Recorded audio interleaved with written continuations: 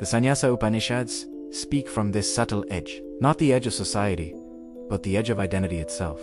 They're not concerned with appearances. They don't obsess over robes, or forests, or withdrawal. They ask something quieter and more unsettling. What are you still holding on to inside, even when everything outside looks simple? This is uncomfortable territory, because the mind is clever. It can renounce objects, roles, even beliefs, while secretly holding on to the idea of being someone who has renounced. I might be wrong, but this seems to be what identity hides best, behind spiritual effort. Notice how the body reacts when something important is threatened or taken away. The chest tightens, the breath shortens, the stomach contracts. Before any philosophy appears, the nervous system responds. This isn't abstract. This is lived. Biology meeting belief. The sannyasa texts seem to understand this deeply. They don't argue with the mind. They don't try to convince it. They ask a softer question instead.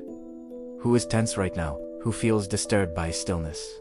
Who feels uneasy when there's nothing left to manage? If awareness is present before thought, before role, before story, then what exactly is afraid of emptiness? This is where the insight becomes slightly unsettling. If freedom isn't something to be achieved later, if peace isn't dependent on circumstances changing, then what has all this effort been directed toward? What has been postponed? What has been promised to a future moment that never quite arrives? I'm not saying nothing matters. I might be wrong. Life still moves. Relationships still exist. Choices still have consequences. But maybe the one who believed it was carrying everything was never the carrier at all. Notice this moment. As these words pass through you, something is listening. Thoughts arise.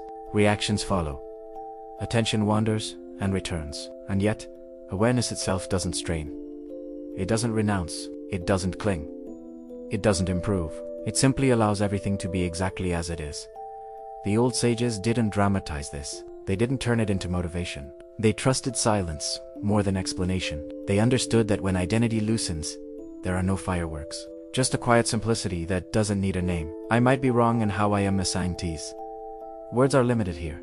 Don't believe me, investigate. Not by trying harder, just by noticing what remains. When the need to become someone softens, there's no conclusion waiting at the end of this. No instruction to follow.